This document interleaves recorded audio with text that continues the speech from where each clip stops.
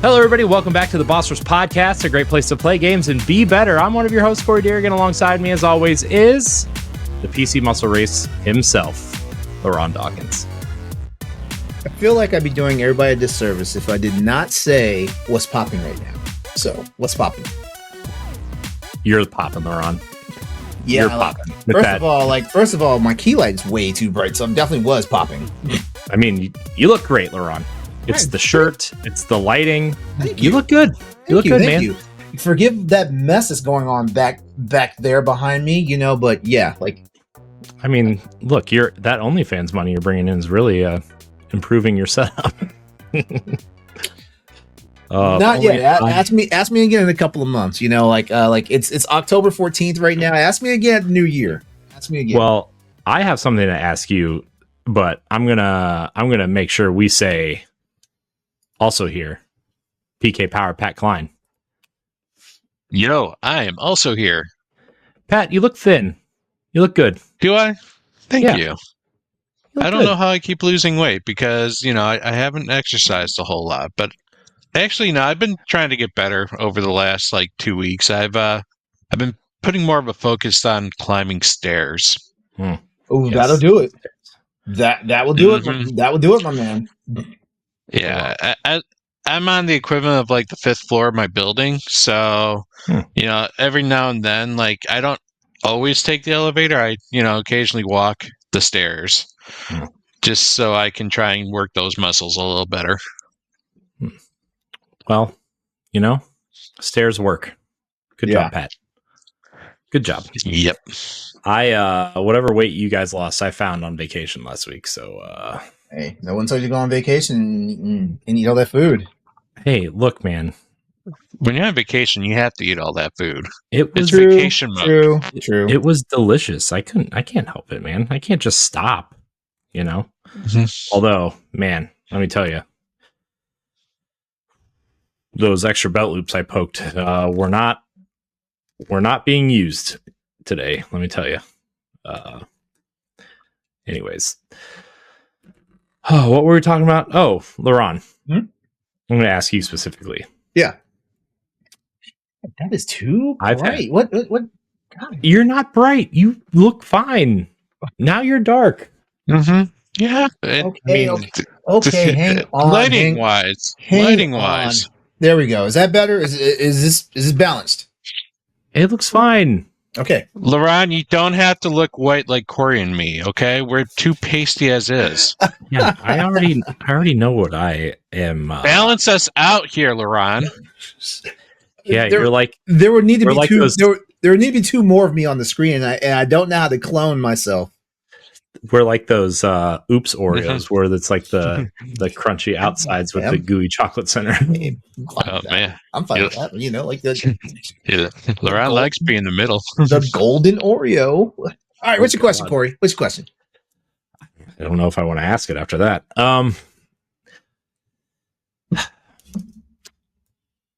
So here's the thing. Mm-hmm. I've always hated how I talk. Always. I hate my voice. Same. I hate how it sounds. Mm-hmm. I've had more people in the last 2 months tell me that they love my voice than I've ever heard in my entire life. And I'm like, why? Okay. Somebody told me I should read certain types of fiction with my voice. I'm gonna email you something later, and then you and I are gonna get on a local call, and I want you to read it back to me. Oh God. Okay, Corey. Everybody has that problem about their voice. Like I feel like I cannot stand the way my voice is in playback. Even though it's weird. Our ears all the liquid that's in our ears between our brains, between our in our ear canals, go into our brain and stuff like that. It changes the way we hear our voices and stuff like that. So in our head, like our voice sounds normal, but then when we listen to it on a recording, it's like, what in the world is that? Like there are only some people who naturally have like the voice for everything. I like the voice that I hear in my head. I don't like the voice that I hear outside my head. Maybe I just think I'm sexier sounding than I really am. Thank you for clearing that up. Because for a second there, I was like, how often are the voices talking to you? I was like, this. I am not a doctor. And is the voice in your head telling you to do things that happened in a Star Wars movie? Oh God. The voice in my head says the audience needs to calm down a little bit here so that it can talk, because I can't hear it right now. But it said it in a much more meaner tone. Corey. Okay, so because I've listened to your voice, like I listen to podcasts, our podcast, like when I'm driving, especially I'm on long ass drives going home to visit family and stuff like that. Your voice actually sounds very good coming through stereo speakers. So that's probably the same thing that the audience is telling you. Like, your voice sounds like they want you to start a spicy page and do some things. Well, I mean, what am I supposed to do here, LeRon? Am I supposed to make millions of dollars just speaking? In this economy, yes. In this economy, yes. In this YouTube economy. Why hasn't anyone come up with only speak? Like, you don't have pictures. I mean, you just Pat, beautiful sounding voices. Pat, it's called ASMR. And they just yeah, it's I feel like that's what ASMR was. It was just people. Can you get paid for that? Yeah. People were getting paid. Yeah, on YouTube. Before the yeah. I was about to say, before the advent of OnlyFans, people were getting paid for that, through Patreon and of course YouTube. Yeah, I used to listen to some stuff, like not ASMR specifically, but like quiet reading of like just random things. And it's also these videos have been up for like 3 or 4 months, and they have tens of millions of views. I'm like, oh my God, why? Yeah, but I'm like, well, everybody enjoys a woman's calming voice.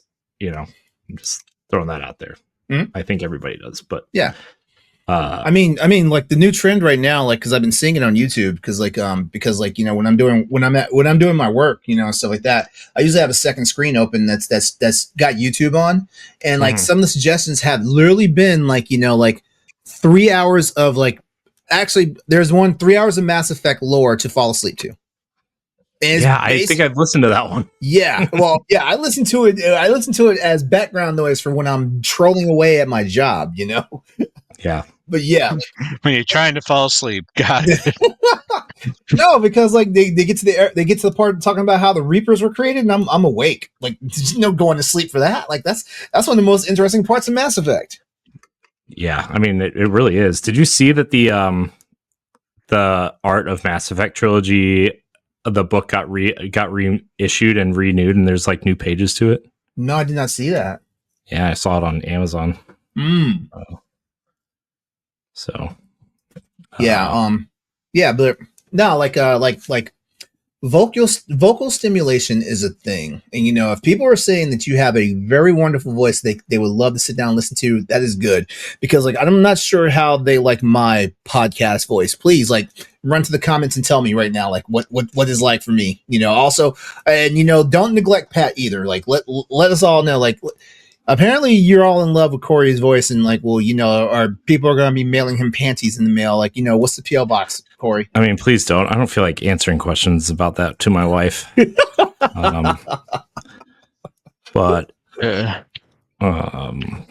anyways, I mean, I guess I think your wife can appreciate a good hustle. Yeah,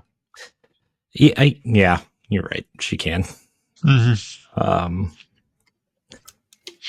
So, all right. I was just curious. Where are these viewers at? They're on X. Like, hey, Do me a favor. Do me a favor, all you people that are listening to us live on X right now, like at Boss Rush Network, and let us know, like in the top 3 here, who has the best voice, who has the second best voice, and who is third place. Corey, LeRon, or Pat. Like, go. Like, trust me, we will not take offense. I don't like this competition. We will not take offense.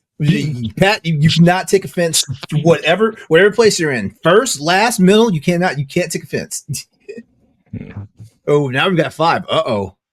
Hey, the viewership is going up. Like, hey, we got a contest going on here. We certainly do. Hold on, let me go to Twitter right now. I gotta see this. Here I am. You cannot vote for yourself. I see the numbers changing. You cannot vote for yourself. Do we need to put a Twitter poll? Do we need to put a YouTube poll up? Yes, do that. A Twitter and a YouTube poll. Do that. Okay. I'll put it on the official Boss Rush one. Did I just copy and paste the same link into the chat? I think you did. You did. You pasted the same exact link. Whatever. I want people to go to YouTube. That's something we should probably figure out too. Is like, do we want multiple locations? Do we want people to go everywhere? But I mean, right now it's not hurting us. But we should probably direct most of this traffic to YouTube. Yeah, I mean, I would rather keep everything on YouTube just because that's where everything else is. Yeah. But I don't want to have to be those people who are, I don't know, whatever. Well, hey, I mean, hey, we've crossed 800. We've crossed the 800 subscribers mark and still climbing. So, like, we need to be proud about that. I mean, yeah, I'm really that fist pump I did just now looked very sus. So I'm not going to do that anymore. I mean, you do you, boo. People still say that. I don't know. Yeah. Reload. My ex-girlfriend. Like do the Henry Cavill. he cocked the fist. Reload. He knew exactly what he was doing when he did that. He knew who his audience was and what they wanted when he did that. Speaking of Henry Cavill, not Henry Cavill. Have you seen Liam Hemsworth as The Witcher? Yeah, I feel like we went from a man to like a rom-com boy. It's sad because we can't even call him like Temu, like Geralt. Yeah. We have Legolas at home. That's what it feels like. We have Legolas at home. No offense to Liam Hemsworth. He's one of the Hemsworth brothers, and those are all beautiful, gorgeous men. He's a great actor. It's just I don't feel like this role is for him. That was some big shoes to fill. Like, and it's not his fault either, right? I mean, they should just put maybe they should just put Big Brother Chris in there. Yeah, exactly. But then again, wait, can you imagine? Maybe they should just listen to Henry Cavill and just did it right. Whoa. Well, production pissed Henry Cavill off. That's why he's gone. Well, just because production wanted to take liberties of the source material and do their own thing without, respecting what was there, does it really make it Henry's fault for wanting to leave? Was Henry Cavill a executive producer? I don't remember. Because he wasn't executive. If he wasn't executive producer, then that's kind of where he got screwed. I think he is on Warhammer, right? He is on Warhammer, yeah. I feel like executive producer or producer even just is a term that you use for someone who finances or promotes your product. It's based. I can't really see a producer being I don't know. To be fair, at work I'm an outside producer. EPs have creative decision making skills with any projects for movies and television shows. Yeah. Oh, good times, huh? I just figured they were important people, but and so they just get their name somewhere like Patreon. Yeah, Patreon. Patreon. Like if you're on a Patreon, you get your name in the credits. You do at the $5 tier.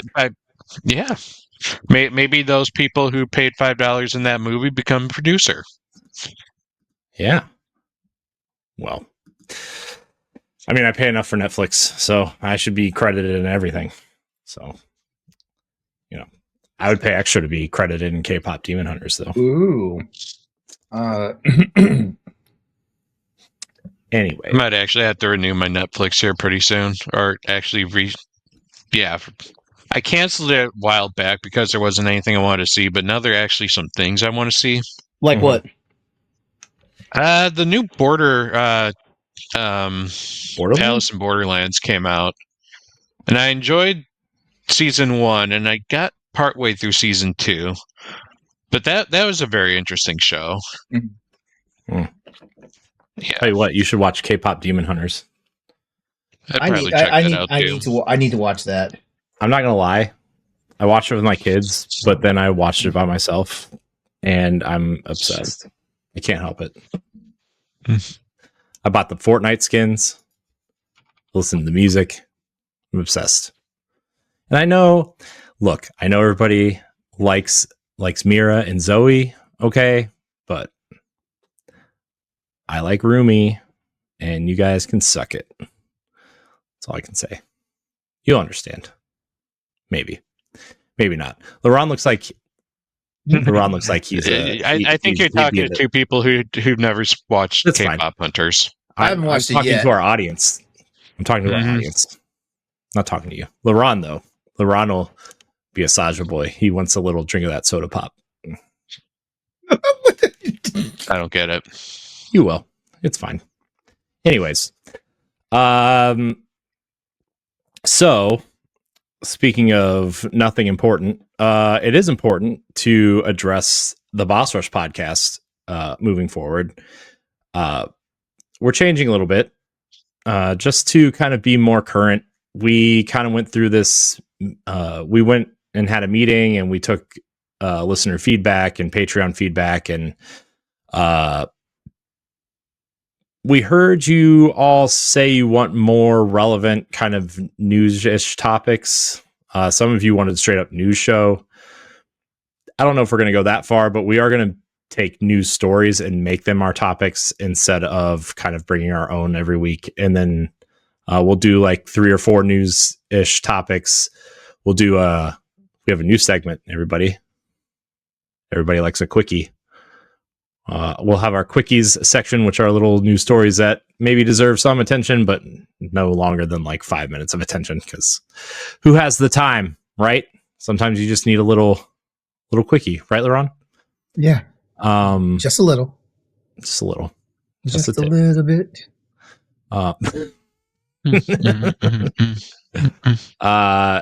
And then we'll kind of go into our rotating segment of the week like we usually do and answer questions and get out of here. We're only going to answer about 3 to 5 questions per show, so we're going to pick the best ones if there are more than that. The ones that give us a little more of that dash. Yeah. Give us your money and you'll get your question written. No, I'm just kidding. So we'll do that, and then kind of that'll be the show. So Jeez, man. Or else we get priorities to people who say that I have the best voice. You heard it here first. Save that for the games cast. Oh, that's the other thing is we are going to still talk about what we've been playing, but we know that there have been some questions about book club and spoiler casts and kind of talking about games more. And so we are going to do, instead of book club, we are retiring book club, and we are going to kind of create a new early access show called, get this, everybody, the Boss Rush Games Cast. And Pat's going to host it. And we're going to have a rotating panel of guests from other outlets, other creators, other friends, us. You know, it'll be twice a month. If you're a patron, you get it 1 week early. And that way we can kind of talk about games more in depth. Think Easy Allies Frame Trap, if you listen to that, or Summon Sign, which is from Last Stand, one of those types of shows. And then, I don't know, Pat kind of has free reign to do what he wants with that show if he wants different segments or whatnot. But essentially, that's going to be our gameplay focused show. And obviously, Pow Block will be Pow Block. We're still going to focus more on some spoiler casts and review discussions. We're going to focus on spotlight interviews. And we're going to try to finally do some fun, engaging live content. Like Video Game Jeopardy seems to have been a episode people enjoyed, so maybe we'll do it live. Or, I don't know. I kind of like that idea. Yeah. Also, I thought it'd be fun if we did Metacritic Draft live next year. I think that'd be cool. Live? Yeah.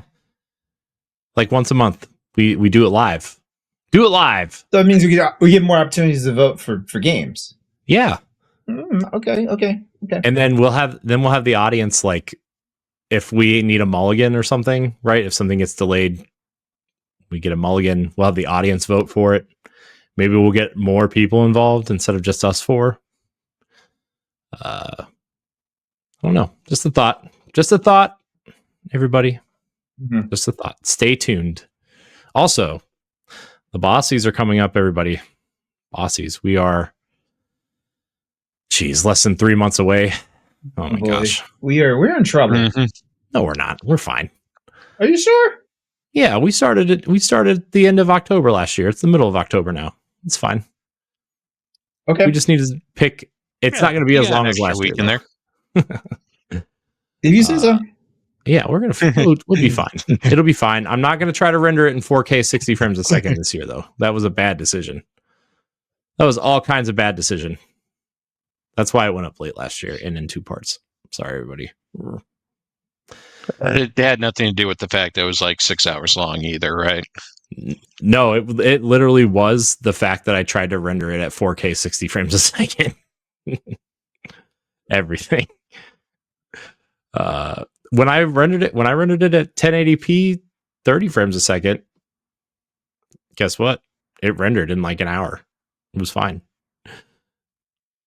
So, anyways, enough of that. Just wanted to update people on what's going on with the Boss Rush podcast. You also don't have to wait a week to watch us from the live show to the YouTube video. I'm going to try to have it up on Wednesdays at noon.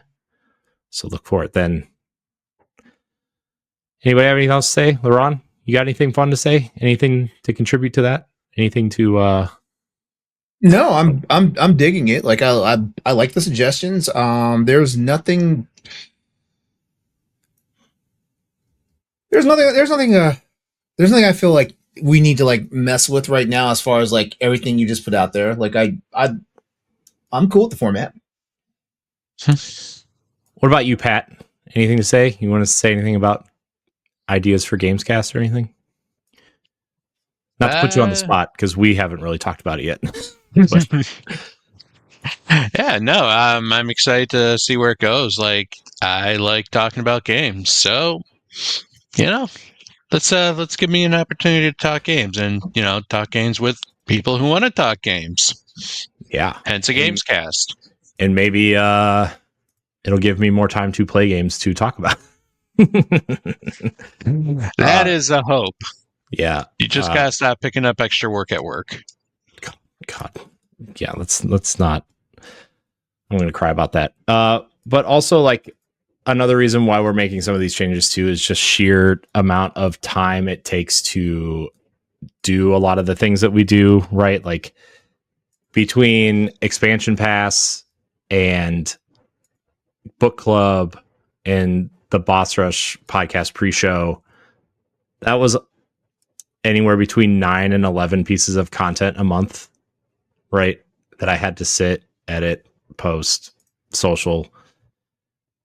And it's at least on like Expansion Pass and not all, but some of the pre-show stuff. Like, some people thought it felt a little half baked, some of the ideas. And so this is just an easier way for us to streamline things. And, instead of 9 to 11 pieces of mediocre content, just to use a safe word, we'll have 3 or 4 pieces of meaningful content with the Gamescast and spoiler casts and interviews and stuff. So,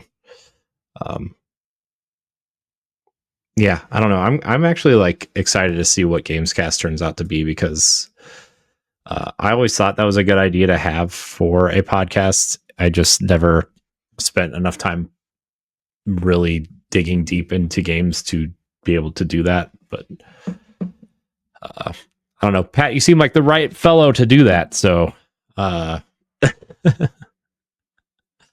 Yeah, I might play a little too many games here. You know, I was looking at my list. I updated my games list in 2025. I have 111 games I've played this year. geez, No, I don't know if I've spent 111 minutes 108? playing games. No, it's 112 minus 109. 109 games I've played this year. It's a lot of games. I may be beat. Not necessarily beat. Beat, that is a good question. Okay, I was just curious. I said it before, like on the podcast earlier this year, probably a couple months ago. You're slacking this year, man. Yeah, Pat. Too much Power Wash Simulator. Oh, that's gonna happen here pretty darn soon in a couple of weeks. Yeah. I have where is the counter on this thing? Oh, I have beaten 41 games so far. Ooh. Yeah. Nice. Until Power Wash Simulator comes, and then it's only going to be 41 games for the rest of the year. Nice. Power Wash Simulator 2 comes out, at the end of October, right? Yep. Got its official release date. I bet they're happy that Mina got delayed. Wait, Mina got delayed? Yeah. What? That reminds me, I have to reach out to Celia to see if that changes things for a potential interview. So, yeah, it got delayed. They said it's not a long delay. They just need to polish some things and make sure everything is cleaned up and not, kill themselves trying to make this game, which I don't want them to do. I won't lie. I've actually been on a social media break, so that's news to me. Very sad news. I mean, that's fair. I try not to go on social media unless I'm at work, which I have to for work, but that's oh boy. It's fine. It's all good. It's fine. All right. Enough of that jargon. Also, we're no longer going to do housekeeping. We're just going to have it pre-recorded, and I don't care. I know it's a waste of time and it throws off the flow and whatever. So you want to, let's just talk about what we've been playing or watching or doing over the course of the last couple weeks real quick. Since we kind of took last week off, you won't know, listener, but we did. I'm going to go first. I've been playing Star Wars Outlaws on Nintendo Switch 2. Wow. It's fun. It's scratching the Assassin's Creed itch without like being Assassin's Creed. It's just like the big open world. Here's a question mark. Here's a yellow Star Wars symbol. Go check it out. Go steal some stuff. Return it to the bad guys or the good guys or whatever faction you're aligning yourself with. And they're all bad guys in that game. You are just working for whichever one you feel is the lesser evil at the time. I know. I've decided to and I know this is probably the worst one actually, but I've decided to go with Crimson what are they called? Crimson I always want to call it Crimson Desert, but that's not it. That's a video game. I want to say Crimson Raiders, and that's Borderlands. So it's the whatever Amelia Clark's Crimson character Dawn? is.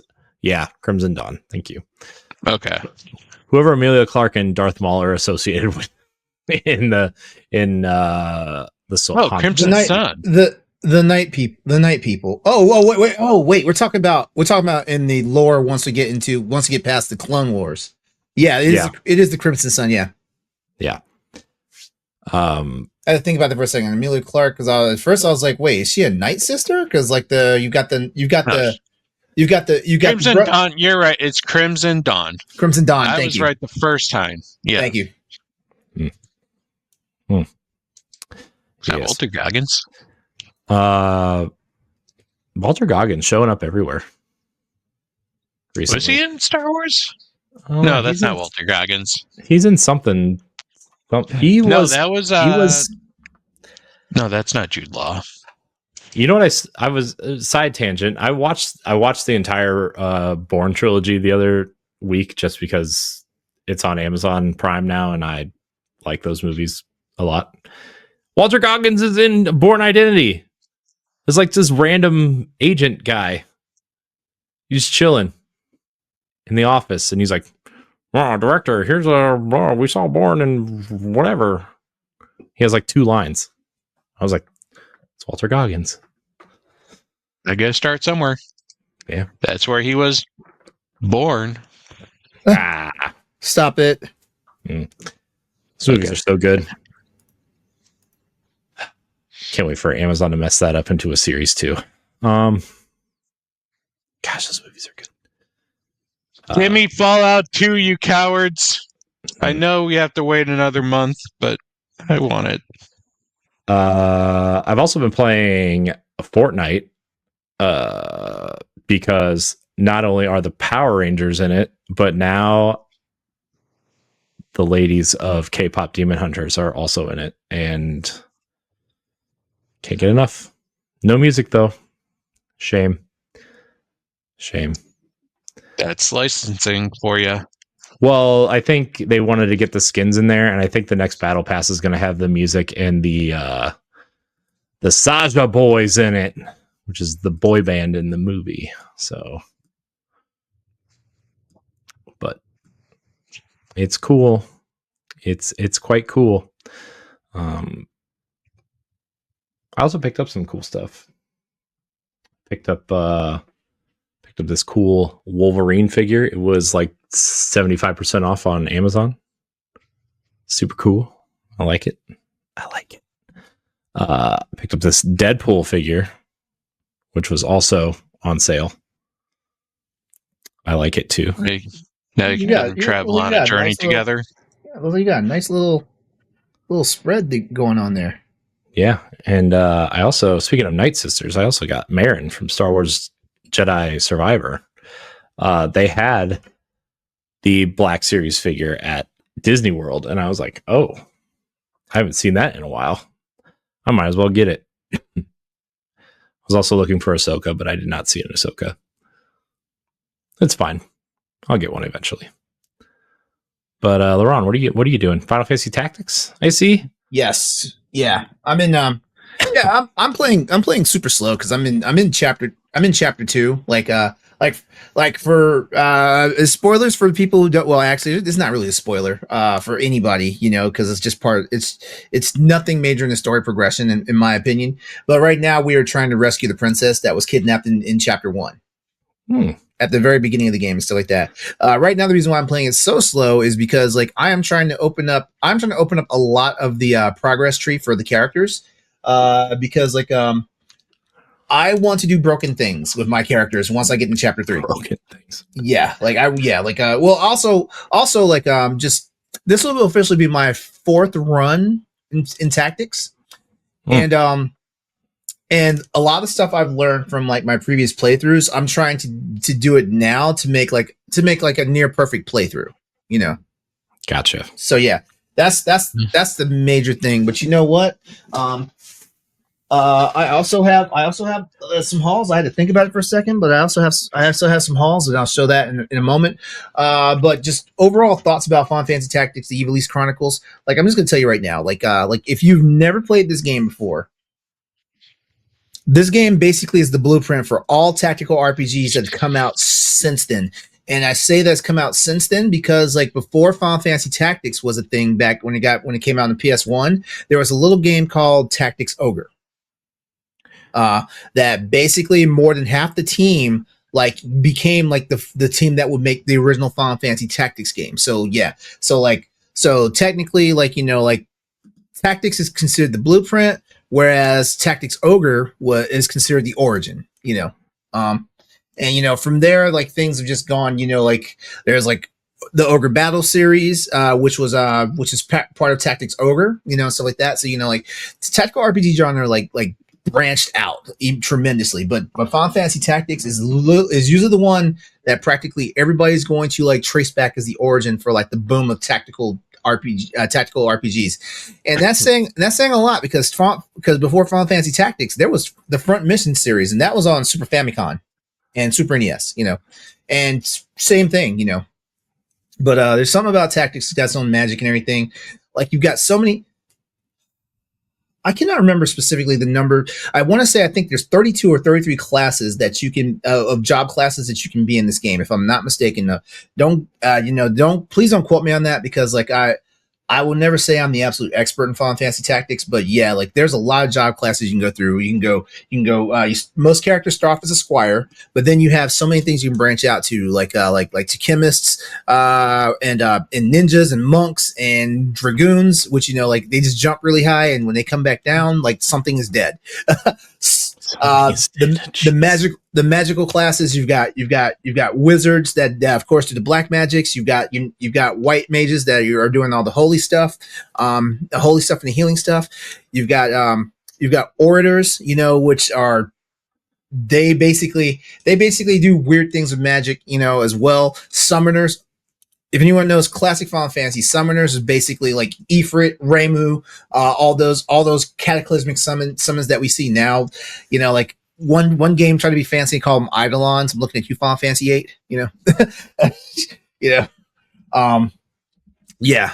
there's even like was arguably the most broken class in the game, which is the arithmetic/calculator class.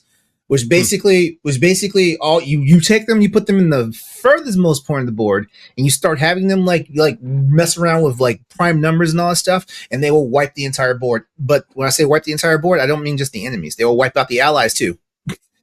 But when you master the calculator class, like it's phenomenal. Nice. Yeah.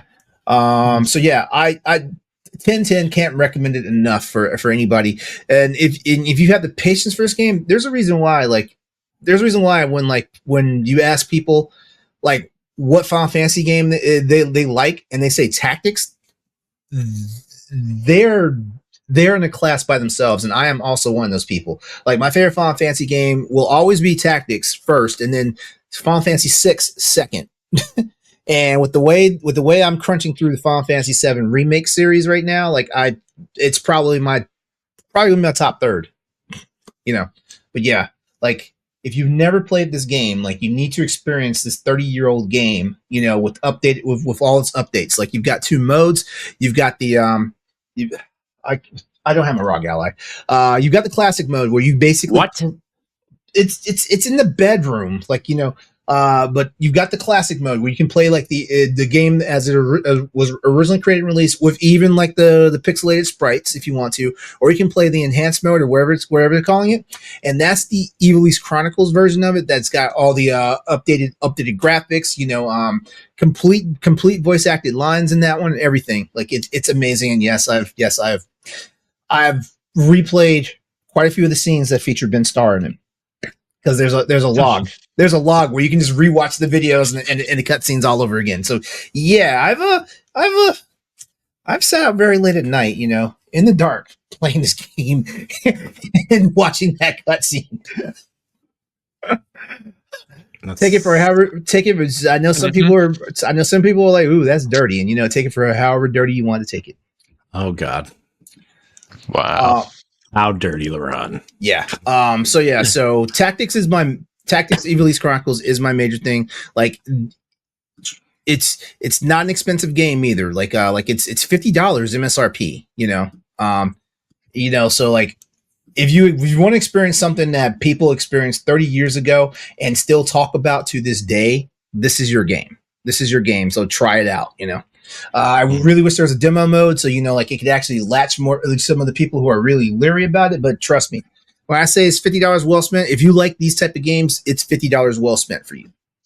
And beyond that, like playing Tekken 8, I finally got promoted to Tekken Emperor, which is the highest class.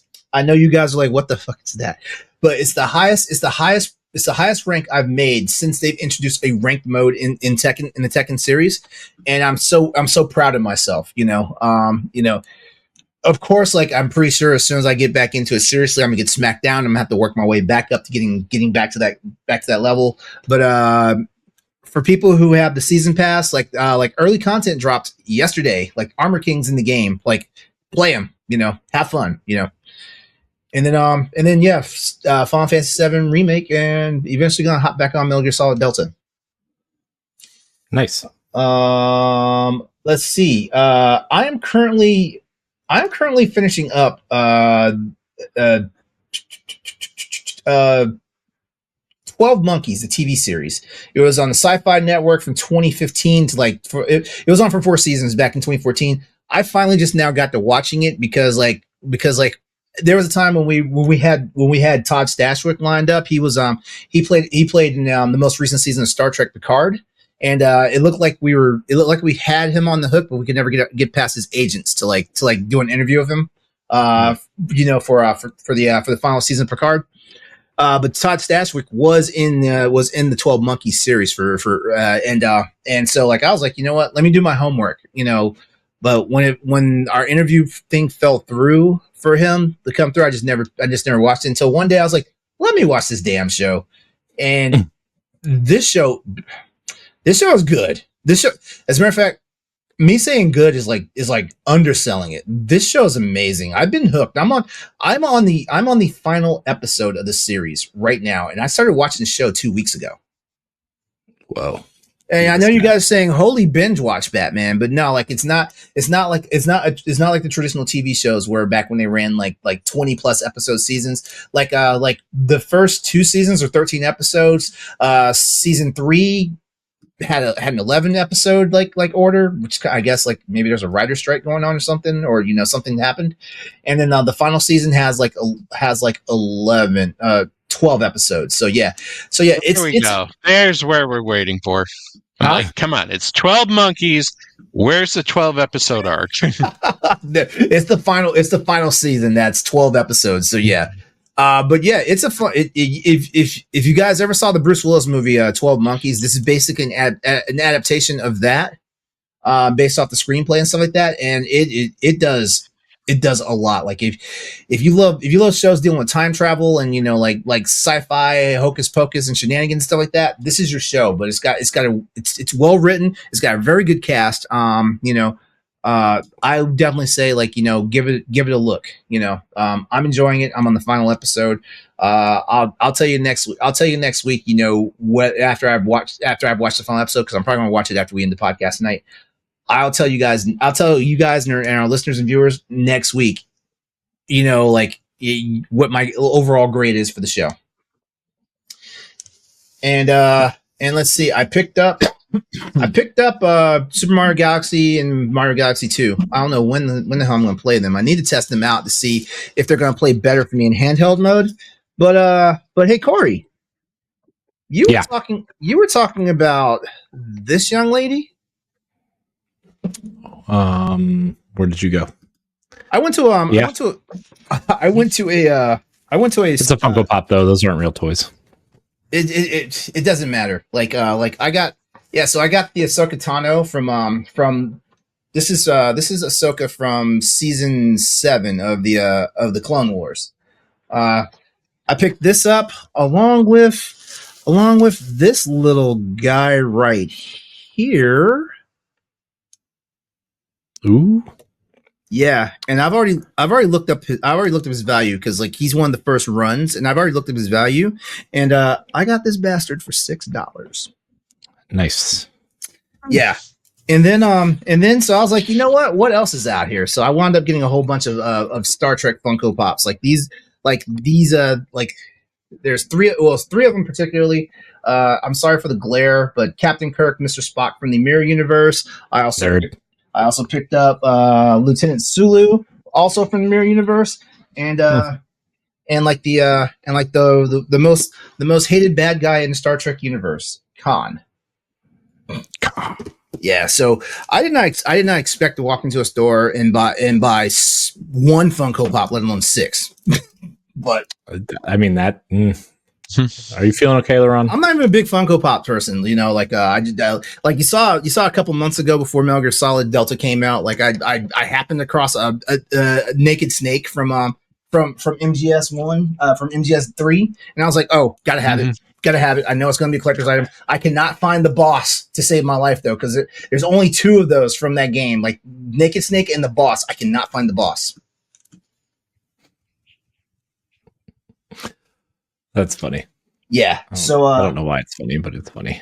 So yeah, that's everything. Yeah, like that's my haul. So yeah, I think I did all right this week. You know, like I can't say next week is going to be like spectacular because like I'm just trying to play video games and like usher in the Windows 10 apocalypse that's happening right now in the IT world. You know. Boy. Yeah. Yeah. Goes up to 11 now. Yeah, Windows. Yeah, so Windows 10 is ending Microsoft support. So do your due diligence. Talk to a computer nerd that can help you out. You know, and figure some things out. And I can't get these things back in the bag, so I guess I'm going to have to put them in a different bag now. That's fair though. It's cool, right? Yes. Okay, I'm done. Well, Pat, I guess that leaves you. Yes. Man, do I start with the physical goodies or the video game goodies? I don't know. I'm a big fan of physical. It's your world, Squirrel. Is your world. Get that nut. All right. Well, I got this bad boy. I almost bought that this weekend too. Yep. Oh, is it the Lego Game Boy? It's the very, Lego Game Boy. It's very affordable too. It's very affordable. Yeah, it's only like $50 or $60, I think. It's $60. I was expecting it to be much higher. Yeah. Nope, a Nintendo Game Boy was more expensive than the Game Boy Lego set. Yeah. As I was expecting it to be much more expensive, considering how expensive all the other Nintendo Lego stuff has been. Yeah, I don't know when I'm gonna get around to building this because I can't really build it with my cat around. She really likes Lego pieces. I also still have my my Deku tree that I bought like 2 years ago and still haven't opened because the same problem. That was an expensive one. Yeah, that was like $200 or $300. No, yeah, $200. $300, but it's also one of those. Well, it was a 2-in-1 as well, so I thought it was $200, but it's like you had to buy 2 to get both sets. But anyways, and then the other physical thing is I updated my tattoo a little bit. So I've had this pagoda tattoo that I got back in September, and I've now kind of worked some more into it. So it's got monkeys on it. Monkeys. One's upside down here. Ooh. But he's in a hot spring. Yep. Oh, that's cool. I like the motif you have going on with that one. And to think the lining work is still not done. I go back in November, kind of get the shoulder and like a bit of the chest here, and then the lines are done. And then we can focus on shading and then colors. There might be like at least 5 more sessions on this tattoo. But I am liking it a lot. Won't lie, it's a little itchy right now because I just got it recently. But I'm surviving. It's cool. Nice. It's worth it. In terms of the video game world, though, I have of course picked up Ghost of Yotei. Yotei. Yeah. Hey. I don't know. Anyways, bro, what do I think of it? What do you guys think of? I think of it. I think you probably think it's just a better version of Ghost of Tsushima, which is just a Sony version of Assassin's Creed. Yes and no. I agree. It is definitely a better version of Ghost of Tsushima. Is it the Sony version of Assassin's Creed? I think it's a lot better than Assassin's Creed. After playing Assassin's Creed Shadows and playing Ghost of Yotei, what Shadows World is beautiful. But I feel like there's a lot more, I guess, openness to that world, where Yote's world feels more like purposeful, like the levels are designed or the maps are designed in a particular way to hide, certain secrets and stuff, where like Assassin's Creed map felt almost way too big, so much more open space with like objectives scattered about, but the objectives feel more closed in, more like available, I guess, without having to like run off too far. It is an absolutely gorgeous game. Probably one of the best looking PlayStation games I've seen out there. Right up there with like Death Stranding 2. In terms of the gameplay is very similar to Ghost of Tsushima. It's they really haven't done anything to change up the gameplay, which is fine because the gameplay was actually the strongest point of Ghost of Tsushima. I would say Ghost of Tsushima's struggle was the story, and Ghost of Yote is absolutely delivering on the story. Nice. Like all the characters, whether they be side characters, even Atsu, like her story is just, she is such a badass character, but like you understand a lot of where her pain is, just kind of like why she is very aloof and I guess cold to some people, just kind of based on how she had to grow up after the events that made her the way she was. The villains themselves are very, very well built, I guess.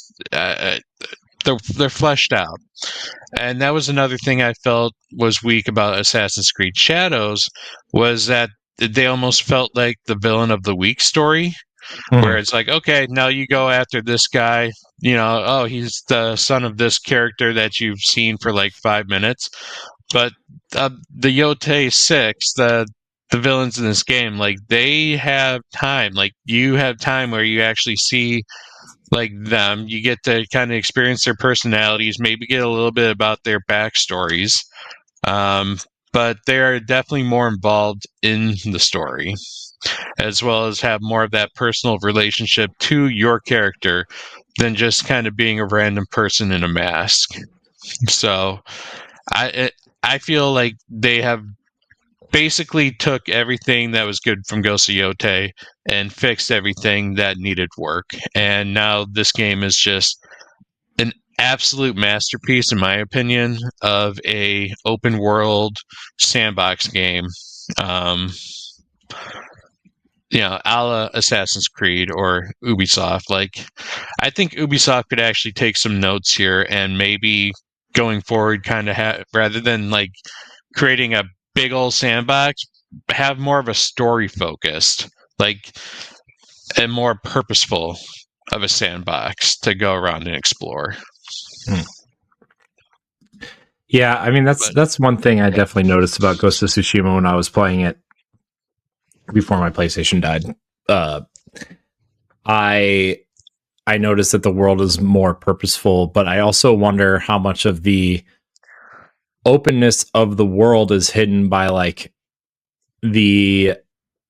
because I feel like Ghost of Tsushima is very Nintendo-esque and where things are placed with a purpose, right?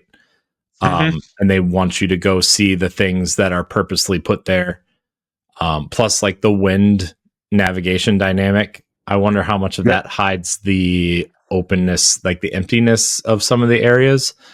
I mean, I think Ghost of Tsushima did a much better job of making the world feel dense, unlike Assassin's Creed, which just makes it feel huge and kind of like one-dimensional, essentially, right? Where like, yeah, I mean, it's like when you play Destiny and you land on a destination, right? Like, oh, surface level, there's like the planet, the top side of the planet, but then you can kind of go down in these dungeons or these caves and or you can kind of go up into these towers and whatever, and it's very dense, right? And Assassin's Creed never did that.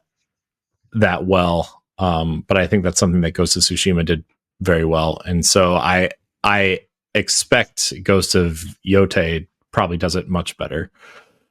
Well, like there, you have your typical like your little side activities, like going to visit hot springs, of course, are in it. The fox dens, gathering bounties. What's really cool is that like each one has their own little variation or twist to the story. Like it's not just chasing up, like finding a fox and chasing it and finding a shrine. Now it's finding a fox. Oh, this fox is trying to lead you to another fox that's trapped. So you're now rescuing that other fox, and then those foxes bring you to the shrine. Or, this fox here says little Timmy fell down the well. Help get little Timmy out of the well. It's little tiny stories that are added to it to make the standard side activity not just be standard. Each one has its own little this is why you should check it out to get this kind of a story or this little variation going on with it. So it's really cool. They really try to break up the monotony that usually comes with a check off the box kind of game. But yeah, the world's gorgeous. It's full of life, full of animals. Like you could be running through a grassy field, and if there's like a flock of horses, or I don't know what you call a group of horses, a herd.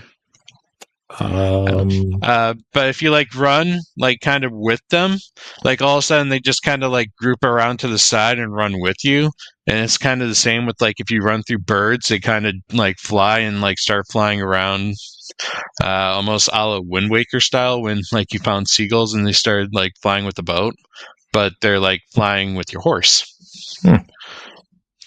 So it is such a good game, and I hope I can find someone who has played it, because I would definitely want to talk about this game. It's a game that I feel has an amazing story and would definitely be worth a spoiler cast if we can find people for it. Yeah, I think that's definitely one that's up for discussion for sure. I think a lot of people are. I feel like there's a lot of people excited for this game, but it's also very quiet. It's a quiet excitement. So I'm interested to see how it sells. I'm sure it'll sell, a bajillion copies. But we know it's already past 1 million. So yeah, it had a pretty good launch. Yeah. Yeah. And then the Legends mode comes out next year, and I'm sure they'll do a Iki Island sort of DLC for it too. So yeah, the game takes place on the island of Ezo, which is the big North Island in Japan. But the map really only focuses on the western side of the island. So I could almost see the DLC being the eastern side, unless there's nothing on. I've never been to Ezo. I don't know what that island consists of. Maybe the east side is just literally like a giant mountain range.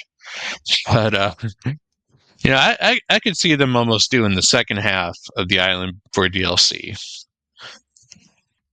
That would be kind of cool, but it's cool. What's also cool is that you can see Yote from almost any location that you go in. The mountains just dominating over the island.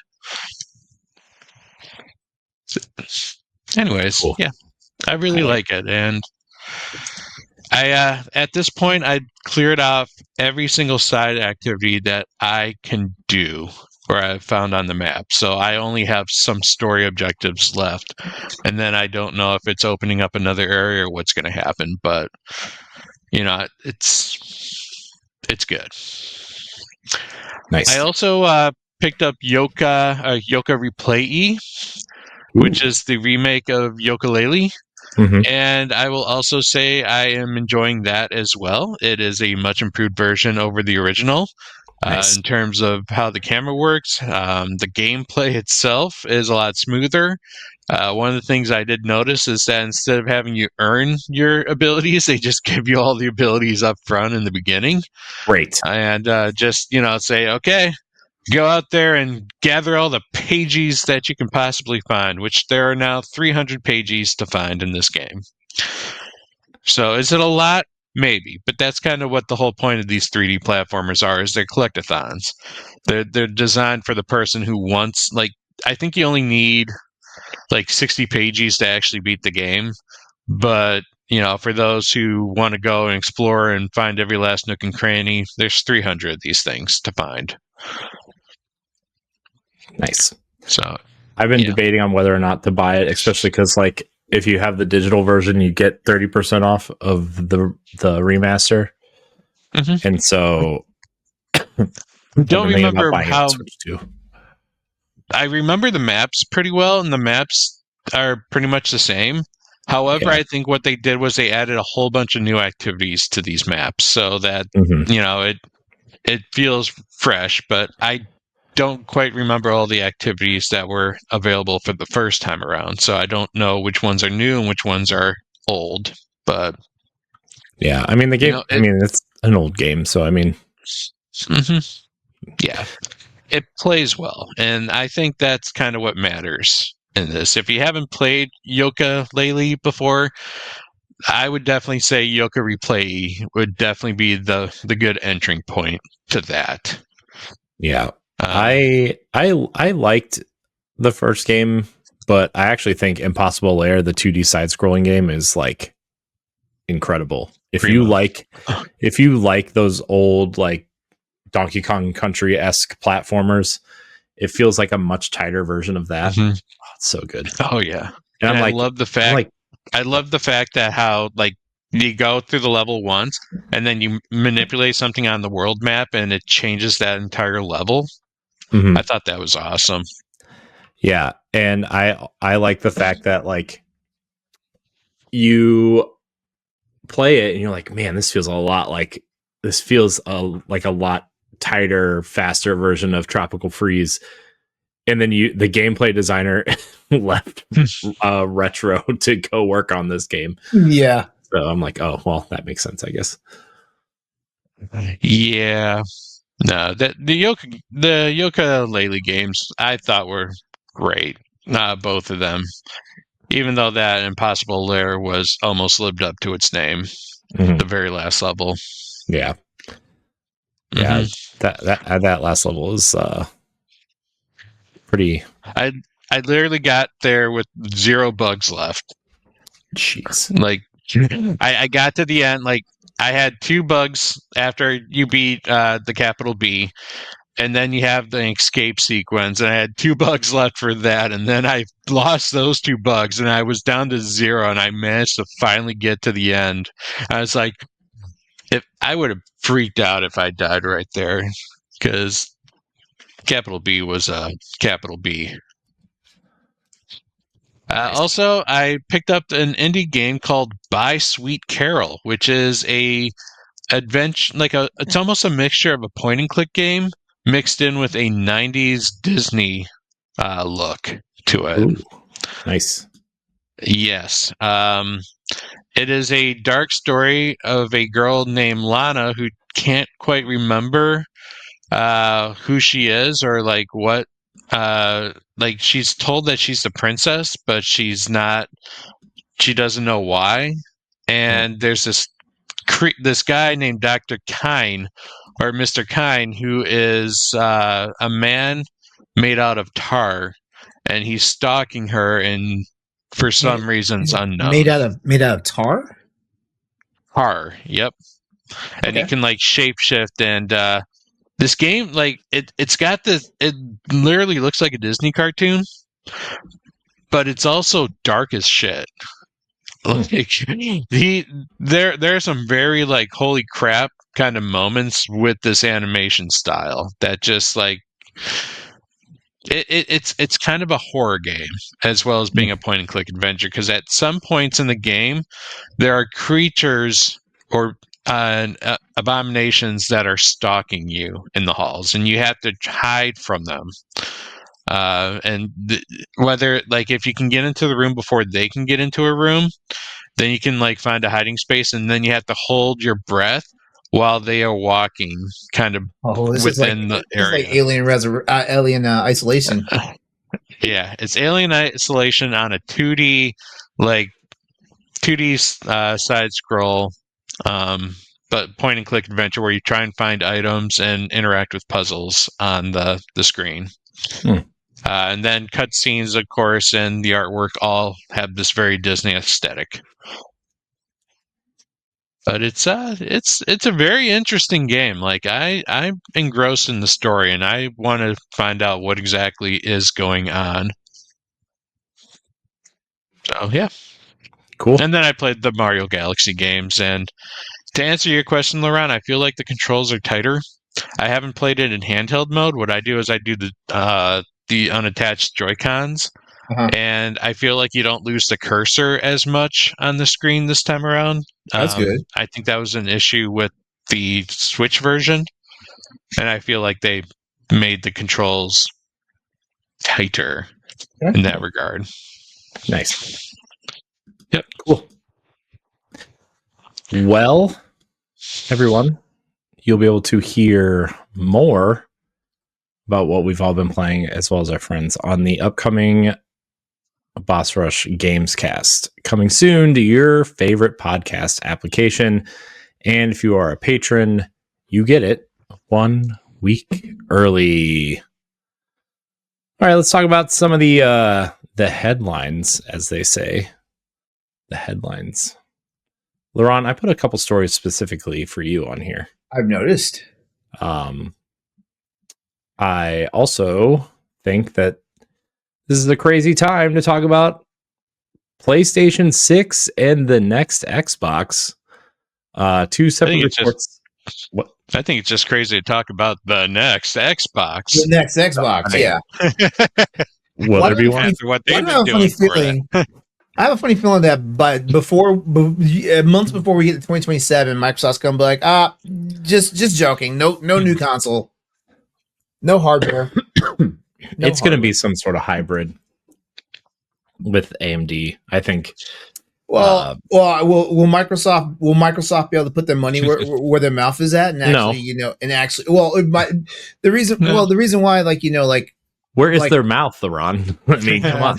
I think it's the same place and where whose money are they using? I think it's the same place where they sit down. I think that's where their money, what their mouth is at now. Jeez. What was I? What was I about to say though? Okay, so the people might have missed a few news cycles, but the reason why Microsoft wound up partnering with Asus to make the next ROG Ally is because they weren't confident enough to get 10 million chips ordered for from AMD for the actual handheld that Microsoft wanted to make. I think that number sounds way too off. I'm forgetting something. Yeah, I don't remember. Why did Microsoft abandon the handheld? Let's find out here. Why did they abandon the system? Yeah, it was a 10 million unit commitment. I was right. Yeah. Microsoft was a little shy about committing to 10 million unit sales, which means that would have been 10 million chips they had to get from AMD. They haven't even sold 10 million Series X's. They're never going to sell 10. Have they sold 10 million of any of their consoles? So apparently they're hovering around 40 million units sold. Okay. So apparently I was being misinformed just to be mean. I'm sorry. The Series S is outselling the Series X 4-1. Oh, that's good. These are just X prices now. Yeah. Well, I mean, who's going to pay $800 for an Xbox? Let's be honest. Yeah. I think those sales have ended. Yeah. I mean, LeRon, you and I have been talking about is it cheaper just to build a PC that's going to run my games at 1440p and 60 frames a second? And guess what? It will last you quite a few console generations compared to any console that's out right now. Yeah, I'm so tired of like the Xbox will they won't they. It's like it feels like the ex-girlfriend that like, or like the girl that you like that strings you along because she likes some other guy, but you're the one giving her attention and she's just waiting for him to bite, right? Until she gets rid of you. This is That's what being Xbox feels like. This is the craziest game of hokey pokey we've ever engaged in with a company. Man, I just I dumped that girl. I canceled my Ultimate subscription the second it jumped to 30. It's like, no, I don't play you enough to. Well, the thing is, though, is like they've backtracked. If you are on auto renew, they didn't raise your price for now. Yeah, but I also don't play enough Game Pass to like. I was thinking about canceling anyway and just dropping down to core, which is like $10, right? I don't use cloud.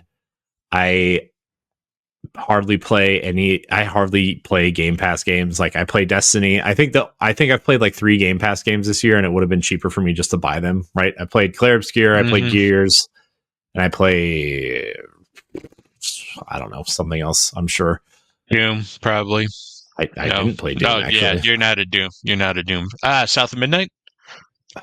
I don't know. I didn't play South of Midnight. There's something on Game Pass that I played that I just don't remember at the moment. Oh, I downloaded the Madden demo because they allow you to play it for 10 hours for free if you are a Game Pass subscriber. And I was like, yeah, I got my fill of Madden because it still sucks.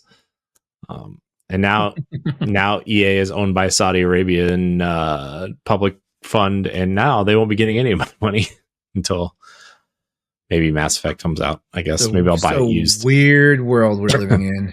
I know, man. It's so weird. But let's talk about weird. According to 2 separate reports, the next PlayStation and Xbox consoles are coming in 2027. Following recent discussion between PlayStation's Mark Cerny and AMD's Jack Hewlin, speculation on the next PlayStation console has intensified. The reliable leaker Kepler L2 stated that Sony currently plans to release the PlayStation 6 in 2027. Barring any delays, previous rumors have pointed to late 2027 and early 2028 release, with reports suggested both standard console and dockable handheld version, which we talked about, LeRon, a couple weeks ago from Moore's Law is Dead. Broken Silicon podcast is a pretty decent one if you're into gaming tech. I would check that out. With reports, the PS6 is rumored to feature RDNA 5 graphics, Zen 6 CPU cores, and full backwards compatibility with PlayStation 5 and 4, though none of this has been officially confirmed.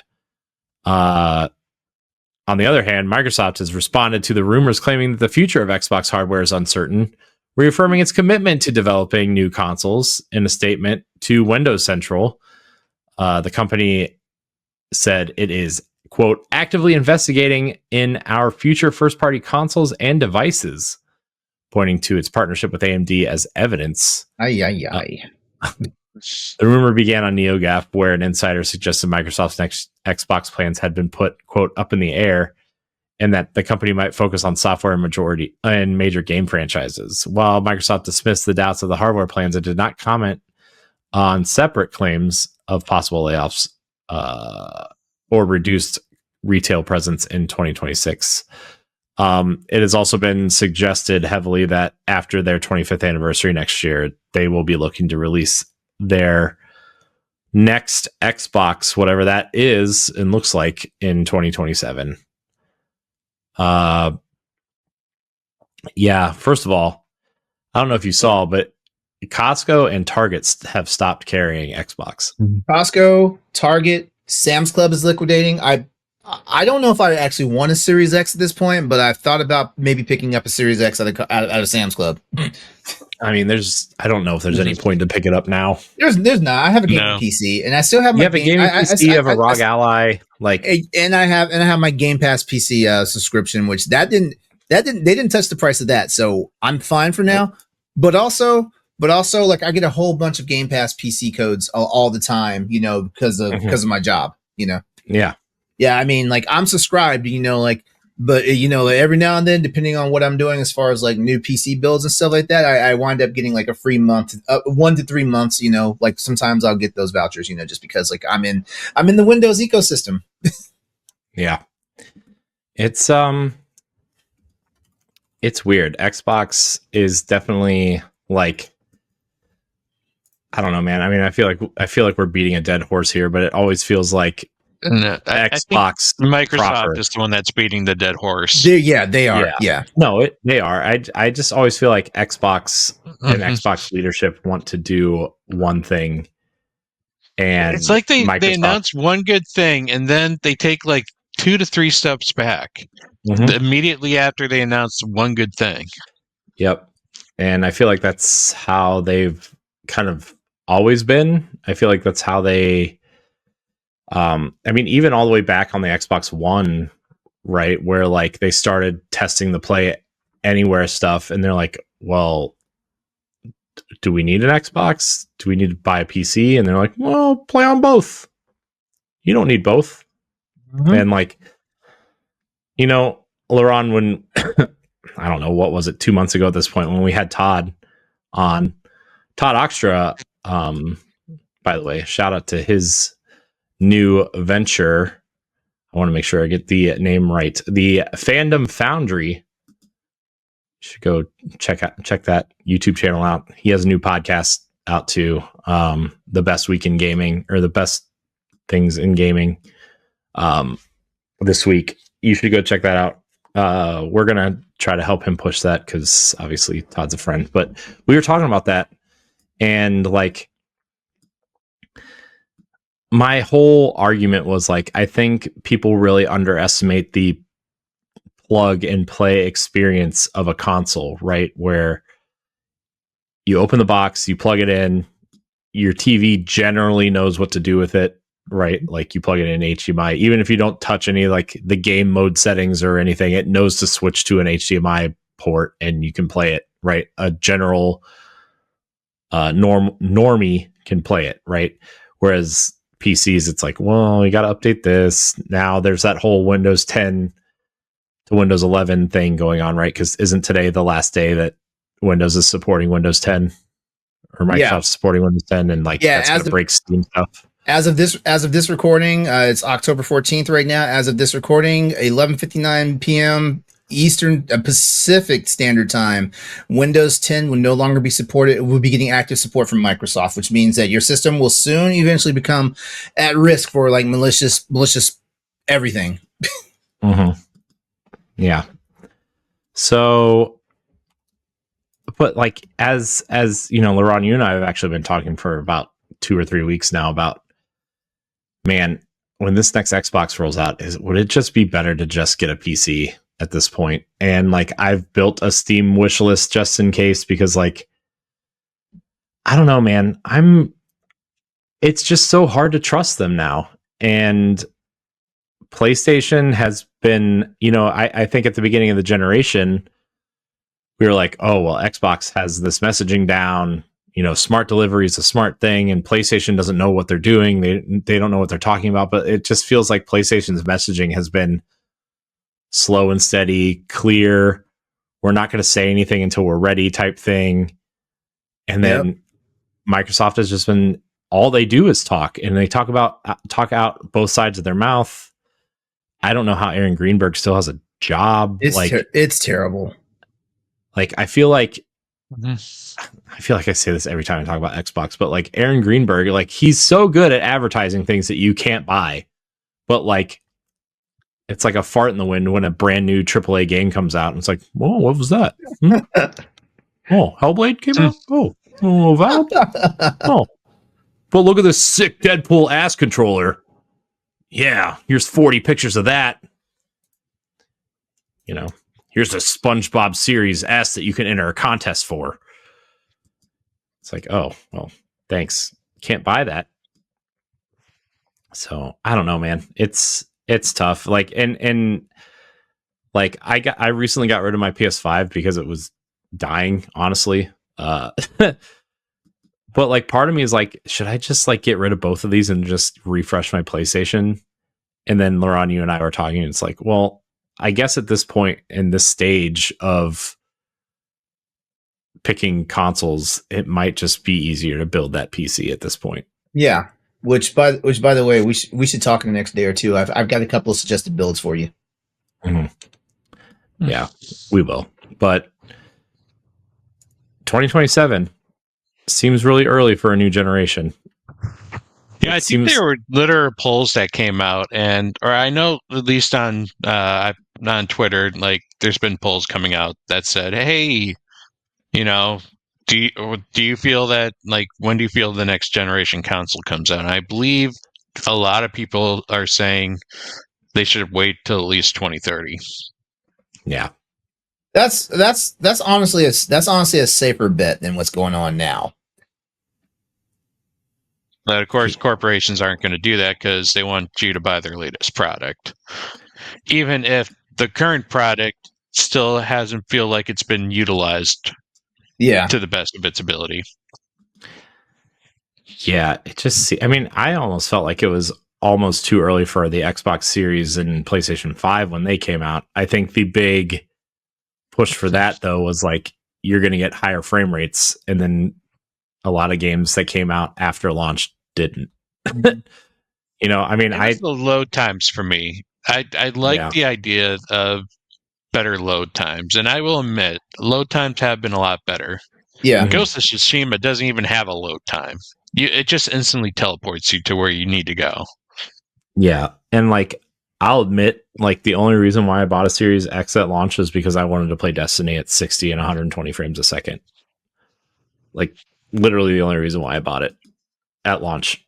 Now, granted, I love Gears Tactics and I loved Halo Infinite's campaign and a lot of the other stuff that came out after that, but like all those came out on Xbox One, all those, like I could have waited. I could still be playing on Xbox One, right? Like these games are still available there. And a lot of the PlayStation stuff up until, even a year or two ago was still coming out on PlayStation 4. So I don't know. I feel like we're in this space where like PlayStation is going to have PlayStation 4, 5, and 6 and the handheld on the market at the same time. And interesting time for sure. Yeah. And it's going to be weird when the PlayStation 6 is cheaper than the PlayStation 5 Pro. Because that's the big rumor too now. Yeah. Is that they are going to, like, the PlayStation 6 is going to be less powerful than the next Xbox, but it's going to be, they're aiming for $400. Mm-hmm. Which is crazy to think about, but I don't know, man. 2027 seems real early.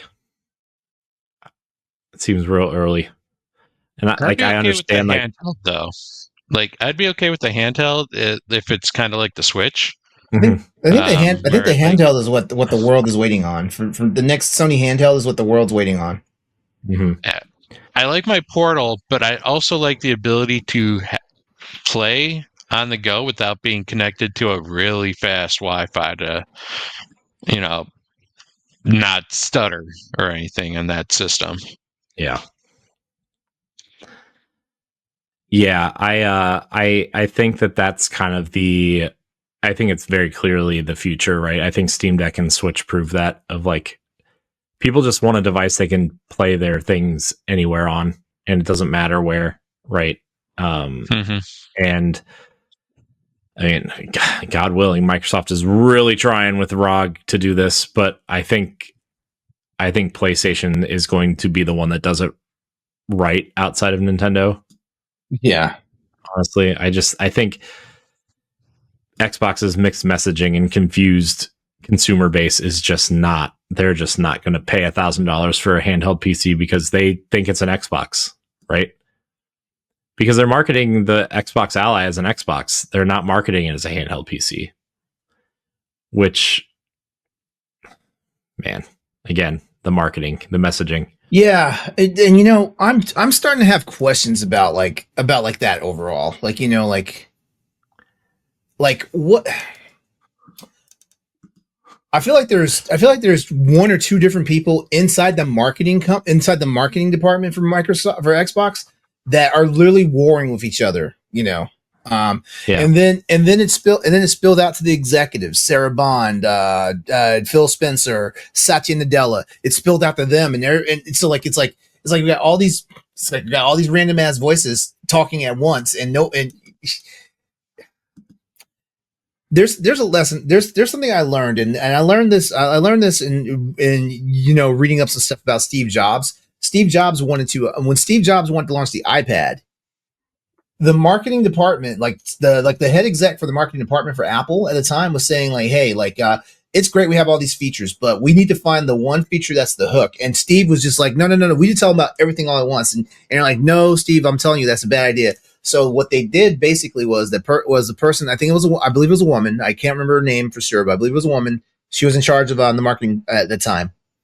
She took 5 sheets of paper, wadded them all up into balls of paper, tossed them at Steve all at once. He was able to catch one of them successfully, and that's when the idea stuck, oh yeah, and that's why Apple's messaging when it comes to all their products has always been concise. Yeah, we get like 9 different commercials for the same thing, for the same watch, iPad, iPhone, whatever, and all that stuff. But each one has its own individual specific message and stuff like that.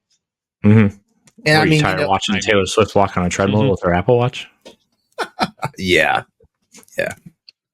Yeah, but man, I should buy an Apple Watch. But that's the problem.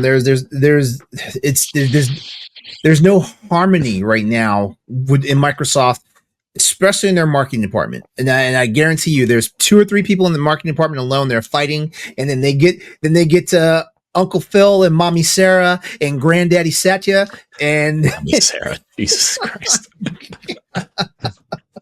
No comment.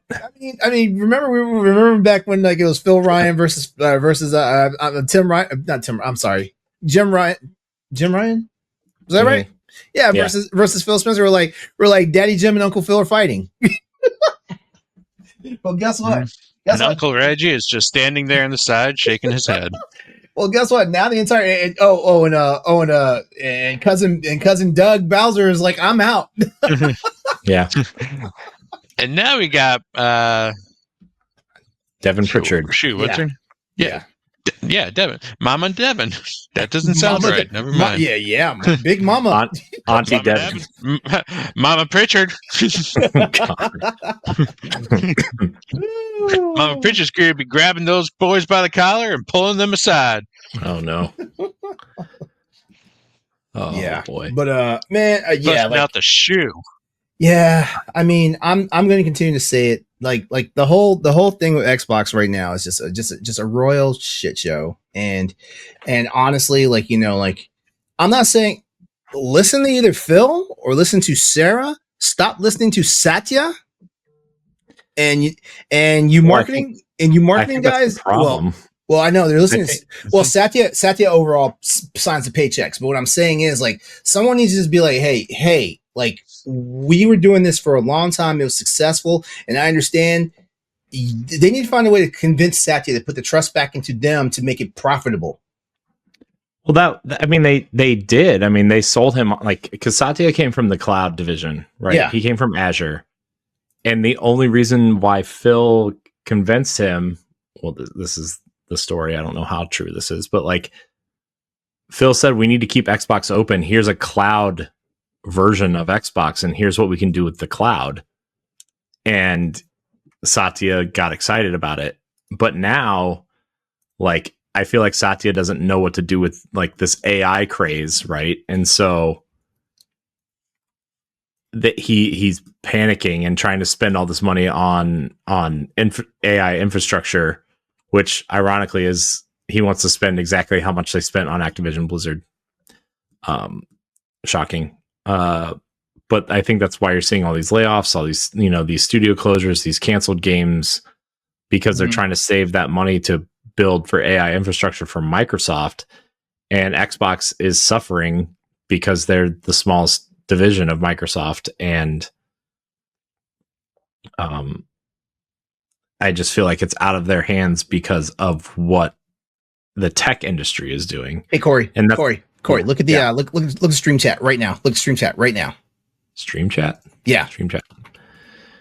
Okay. Should we do it? Should we do it? I mean, Or will sure. or will we mess up our formatting? I mean, it will, but it doesn't matter. Hey, Make it harder to edit, but get them in here. hey, Nick. Are we still friendly with each other on Twitter? If we are, Send him it through Discord. Send the Discord. Okay. All right. He's always on Discord. Okay. Surprise guest. Yeah, we're about to have an intruder. Intruder. Invader. Wait. New challenger. There we go. New challenger. Jeez. New challenger. Okay, so yeah, give me a second. Let me go to the Boss Rush Discord. Let's get him in here. Let's see here, man. There he is. You found him? Yeah, I did. Okay, good. Because I was searching. I was having a hard time. Let's see what happens. I hope it doesn't break anything. I hope it doesn't break anything either. I'll take care. I'll take care of the production side. So just you sent. Did you send him the link or what? I did. Okay. I sent him the StreamYard link. Awesome. Cheating. Did you say cheating? Who's cheating? Who said? Someone said cheating just now. Who said that? Right. Or did I mishear it from the static in my headphones? Here we go. You got that demon coming out again? Yo, What's up? Nick's here. am I coming through impromptu? Yeah. Okay, so I hopped in at the tail end of that. We're talking about P3 right now and all the Xbox stuff. Yeah. Mm-hmm. Okay, cue me in. What are we talking about? Because I have a lot to say about Xbox. Well, we started off with will they maybe release a new console? Then we went into how terrible Aaron Greenberg is at his marketing position. And then we went into basically right now we're on the Satya wants to spend $80 billion on AI, and Xbox is suffering. And that means leadership can't do their jobs and they're losing, key people and studio closures and canceled games and all that garbage. So that's where we're at. So I think Xbox, when it comes to the console itself, due to like past agreements with manufacturers, I think we're going to see like at least one more cycle. Mm-hmm. Even if, I think Brody and I discussed it, even if it's just the stick that they were talking about, they're talking about like the little Xbox Home stick or whatever. Oh yeah, Project Keenan. Yeah, so I think it's either that. I mean, that's going to come to fruition eventually. Daddy Phil's going to take a little stick out of his pocket and be like, "This is the next Xbox." Oh, don't do that. That's dirty. And no one's going to be stoked. That's so dirty. That's dirty, Pat. Stop that. We don't. Well, it's the same thing when they're discussing cloud gaming. They're leaving a huge demographic of people out because what they're not bringing up is the people who live in rural areas. Yeah. Mm-hmm. Who don't have the bandwidth or just the internet capabilities at all to do that. They rely on a hardwire. Some of these people rely on a hardwire that is still not good enough to sustain cloud gaming. The Xbox, P3, Xbox, the entire marketing team have taken just the worst dive off a cliff here. But the console thing, I think we're going to see one more. I really do think at least one more Xbox will be released. I do too. I just wonder how much of it is going to be an Xbox and how much of it is going to be maybe that hybrid style that has been rumored for a while. I know obviously the AMD partnership is like a really big thing for them. For backwards compatibility reasons, so that's good if you're a Xbox console gamer. But I feel like at the same time, Xbox has really lost its fan base. Like they've lost the faithful, most of them. There's still the loud minority who are just total douchebags on the internet, but that's no names, but I have a whole list of them if you want them. But Subscribe now at the $5 tier to get that list. Yeah, exclusive, world exclusive. But I see a lot of chatter around the Xbox community, and it's like, I don't even know why I have a console now. Like, I could build a PC for cheaper than the 2 terabyte Xboxes now. I could buy the ROG Ally. Obviously, there's various price points at that. I could, I don't know, buy my games on PlayStation because they're there now. There's just so many different things that Xbox is still like not talking about, right? And like, you could see the patterns in the games that they release on PlayStation, and obviously day and date on Steam has been a thing for a while. But like, you look at the PlayStation releases specifically, it's like, well, it seems like 6 to 12 months, depending on the game, is when the games come out, or like Bethesda games come out day and date. It looks like Activision Blizzard games will come out day and date. It's really like, I just wish they had this figured out, and it just feels like they don't, and I don't understand why they don't have a plan, right? Like, I think they would tell people a plan if they had one. That's the problem, right? And there's too many executives butting heads, like LeRon and I were talking about earlier, right? Like, Yeah. Satya is really the one in charge and knows nothing about games. And I feel like Phil, Matt, and Sarah are all the puppets that Satya is controlling now. They're the pinatas in front of the world. Yeah. While Satya is just like, yeah, we're going to do this, and that, and you don't have a say in it. Xbox has stepped in a pile of crap, left their shoe in it, and went, this is fine. We're fine. This is an Xbox. Yeah, this pile of crap is also an Xbox. So, like, you should be happy because you have the crap branded Xbox, and like, everything's on full display for everyone right now as well. Like the AI shit. Oh, sorry. I can kind of cuss. Right? Yeah, you can. Yeah, this is a Nintendo PAL block. Yeah, that's true. That's true. We're past that restriction. Fucking say whatever you fucking want, Nick. There. I bring out the worst in people. I'm awful. But I mean, everything with the AI as well. So look at Perfect Dark. It's just they took it out back and they shot it in the head for no reason. That everyone, when they saw that game premiered, they were like, "Oh my god, we're getting a Perfect Dark, and it looks this good, and it's gonna be like this." Everyone was pumped, but then they just take it out back, pop it in the head, and go, "No, it's not happening." Yeah, but check this out: we're gonna use AI now to do what? Speed up development? That's ridiculous. And the problem with that too, right, is like, if you speed up development from, like, let's just say you cut development time by 30%, right? So instead of a 5-year cycle, your game comes out in 3.5 years. Okay. Yeah. That just means there are more games coming out all the time than ever before now. And you're still going to run into, I don't have enough money or time to play all these games. The only thing is that, like, oh, I guess your budget is lower, but like, you're then selling less games because your release dates are not spread out enough.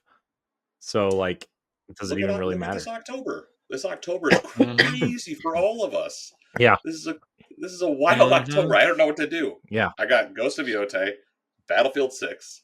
What else we got? We got Dispatch coming out. We got Expedition 33 DLC. Dude, I need to beat it still. I'm getting so much You're the worst. Get out. I know, dude. I'm getting so much flack from everybody. Like, dude, what is your problem? Like, I don't know. It's just a big thing. This game feels way too, like... It's not like how I felt when I was playing Baldur's Gate 3. But it's, like, a different sort of overwhelming. Maybe I'm just a baby. It's because it's artsy. Yeah, but, like, I don't know. I'm kind of like a douchey hipster. I have a face tattoo. So, like, artsy things and craft beer make me stoked. You know what I mean? I've invaded the boss rush, and everyone's like, "Why is this guy here?" Would it make you feel better if I woke my daughter up and let her color on my face so we could match? I promise you don't want a face tattoo. It took me 50 years to get into IT with this tattoo on my face. Yeah, I mean, the rest of the year is crazy. I mean, like, we were just talking about how Mina the Hollower got delayed, and it's like, I bet they're probably stoked to get out of October because it's so busy. So, well, dude, next year looks scary. Is like I don't want to be. If I'm anybody, I don't want to release in 2026 alongside GTA 6. yeah. Which I'd say you're safe if you're outside of a month of GTA 6. Yeah. Then you have your ADHD kicking in and you want something different to play. Yeah. I'll probably still go back to Silk Song. So good. Yeah, I think Microsoft has a long road ahead of them, and I mean, with all these purchases they made, I hope the studios survive, right? Because like a few of them haven't, you know, and it's just kind of like, man, I hope they survive. I hope Ninja Theory survives. I hope Obsidian survives. Like some of these story. I think Obsidian studios. is safe right now. I feel like nobody's getting out I safe feel or like alive. Double Fine is probably the next on the chopping block. I know. I feel that way too. Yeah. And like I think Ninja Theory is going to be safe only because, well, two reasons. One, they are the European Unreal Engine 5 kind of masters, right? So they can help studios over there because Ninja Theory and the Coalition are kind of like really helping Epic build that engine, right? So, and then they have a state of the art motion capture studio, which is rare for a lot of teams, right? They can rent it out. They could, other studios can use it, right? Like it makes sense to keep them open. But I mean, Hellblade didn't move the needle on sales, right? I mean, I got an alert today that it was on sale for like $14.99. I'm like, geez. I loved it, but like, you're not going to sell that game for $50. You're not going to sell that game like 7 million copies or whatever it needed to make its money back. Yeah. And see, that's the other thing too. Like we are finally starting to see exactly how much money Game Pass is losing all these companies and all these overall sales. Mm-hmm. We are starting. And the recent Pokemon leak kind of just like shot like all the other major companies in the foot with like saying, "Oh, Nintendo's like big titles are only like 20 million in budget." Yeah. And then you Well, have plus they Sony release and like they re-release games all the time, which helps them subsidize the other things, right? Like I Mhm. can't imagine Mario Galaxy 1 and 2 was that expensive to put out, right? Like yeah. I'm sure those textures were developed in HD anyway, right? Mhm. It went for the Wii even, and then they down-resed it or whatever. But Add a few quality of life improvements and sell it for $70. yeah, Yeah. But That's yeah, the new like motto. I mean, Sony games being budgeted at like 150 million. Yeah, there's a reason why Nintendo's kicking your ass right now. They made their money back within 1 million of games sold. yeah, You need to sell at least 20. yeah. Oh, it's Well, and your crazy. multiplayer as well. Yeah. You need to have a concurrent player base. Right. Also, that server set and that studio loses that service at that point. Yeah. Right? Because the EA for a minute there was like, what did they say? They wanted to see like 1 million players for the new Battlefield, at least, or something like that. And I don't think they wanted it concurrent because I don't think that's going to happen.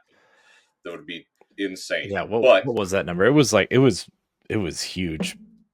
It was astronomical what they were wanting, and I think they're going to hit it. Like, yeah, this game is being played. Like it's fine, but like setting these goalposts and constantly moving them is also detrimental. It's like the Fortnite method at this point for most online games. It's like you can't. It's not sustainable. Like Fortnite is able to do it because it can sustain on living off itself and other IP. You don't need that for Battlefield. Just release the game, update it, and it's fine. Yeah. But that's another thing that's a bit of a bummer. But back to the, like you were talking about the studios at Xbox, no, that's for me as well. And I'll hop off your show soon. I got to put my kid back into bed here in a little bit. I just wanted to hop on and bitch about P3. But like they scare me when it comes to their studios that they've acquired. Mm-hmm. And we were talking about that as well on the show. We were saying, like I think when when it first happened, I think I was looking at it through the lens of 13-year-old Nick, where I remember getting my first Xbox and I was like, oh my God, like this is like my thing, right? Like I love Xbox, I love PC. And now I'm trying to look at it as like a 34-year-old man going, oh, this is Monopoly. This is not good. This is not good at all. Like, I would hate to see someone like us do like machine games, which I don't think will happen. But like, could you imagine if machine games in the midst of either Quake 6 or the next Wolfenstein, boom, flatline. Yeah, but I think Insane. I think Indiana Jones did really well for them, and Disney was really happy, right? So Yeah. And they have 2 games in development, right? One is clearly an Indiana Jones sequel, I think, very clearly. And then they've talked about Wolfenstein 3 in 2 interviews recently too. So yes, I would imagine once their as long DLC, as we can erase Youngblood, I'm okay. I agree with that wholeheartedly. Yeah, but I also like, I think Arcane Austin was kind of like the lead developer on that, and Machine Games just kind of. So I don't know. We'll see what Wolfenstein 3 looks like, but like I think once their DLC commitment to Indiana Jones and the Great Circle is done, which I think they have one more DLC pack right after the Order of Giants. I believe they have one more left. It'll be full steam ahead on Wolfenstein 3, and then Indiana Jones. So I imagine the next Quake will be made by id, actually. I was thinking either id or Machine, but I was thinking Machine because there was that Indiana Jones development teaser, and on the whiteboard you could see the Quakes. You could see the Quake logo with the number 6 hidden on it, and I was like, "Well, that's funny." So, like, are you doing Quake 6? Yeah, but I don't know if this was ever confirmed or not, but I know they did do like 6 new levels for the Quake HD remasters. Yes. So a lot of people were pointing at that too, but I don't know. I think Quake needs to come back. I think it would do just as well as Doom did, honestly. Yeah. Oh, yeah. What would set it apart, though? Just because right now Doom's gone demonic and alien. Yeah, but I think if you to rest and you kind of really lean into what made like Quake, probably Quake 2 specifically. The Strogg. Yeah. Quake 1 was cool because it was like that blend between like medieval D&D fantasy, which that's what it was when it started. It was a D&D campaign, basically. Whereas Doom was just like run gun, you're on Mars. I think what Quake could do is blend those worlds really interestingly, right? If they were able to blend some of the themes from Quake 1 with Quake 2 themes, and a bit of a bit of like world traveling at that point, you could do a lot of cool stuff, in my opinion. Because we don't need another Quake 4. Quake 4 is cool, but we don't really need to go back to Quake 4, in my opinion. Yeah. Yeah, I mean, it'll be. I wonder if Xbox at some point just reverts back to Microsoft Game Studios, and Xbox kind of goes away once Phil and Matt are kind of out, right? And Sarah kind of takes over as the president of whatever Microsoft gaming brand they have. Yeah. And then they just become the biggest third-party publisher. That's my guess. But it's gonna be crazy, man. It's the Wild West out here right now, dude. It's wild for sure. It keeps our shows afloat, though. Yeah. If Xbox goes away, what will we talk about? Dude, all the drama that's going to ensue afterwards. PC. That's what we're going to talk about. LeRon. Are we? LeRon gets it, dude. PC. That's what we're going to talk about. We converted Brody. LeRon, for real? Brody's been gaming on PC, bro. How long? Oh, what is that? He wasn't allowed to host WASD and beyond until he bought a keyboard. That's not true. Wow, because Crossroads is how many years old now? Well, jeez, that's phenomenal. One of us. We've converted Brody. Jeez.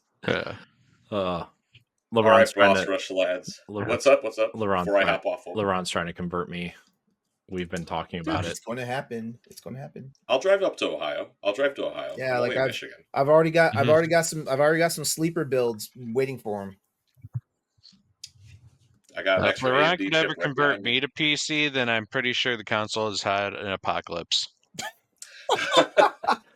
Everything got a red ring somehow. Just to catch you up, Nick. I know you got to go, but like, Yeah, what's up? My PlayStation 5 was recently dying, so I sold it, and now like I don't have a PlayStation right now. And then Xbox is obviously in this weird, dumb position, and I'm like, should I just rip the Band-Aid off and just do it? Get a PlayStation 5. It's an Xbox. I know. Everything's an Xbox, dude. You can play Halo on your PlayStation now soon. Dude, I will give you PC parts. I have extra AMD stuff. Oh, what you got? Well, let's talk. I have like a 7800X somewhere. You do? Just probably in. Yeah, I think right now. What do I got? Let's talk, dude. Let's talk, dude. Let's talk later. Let's talk later. I got you. Yeah. But Boss Rush boys, thanks for letting me invade really quick. We appreciate you. You guys are always awesome. I didn't expect LeRon to go, "Hey Corey, he's in there." Yeah. I mean, Nick, you know you're always welcome here. I just didn't have the chat open, which is a terrible hosting job out of me. Somebody should fire me. I'm always on one of these stream chats here. Yeah. Well, just holler at me. Hit me up. Billy, hey, we want you on the show today. I'll hop on. I don't care. Nick, we appreciate you. Good. Love you, Take Nick. it easy, Boss Rush Network. Love y'all. WASD and beyond. Go listen. Bye, guys. Okay, so what should we do now? Because we do need like the generator to make our clips. So what should we do now? Let's run through questions. Okay. And then we'll get out of here. All right. Quickly. All right. Sir Zesto via Discord writes in, have consoles like Switch and Steam Deck made it so that separate home and handheld consoles are a thing of the past? Yes.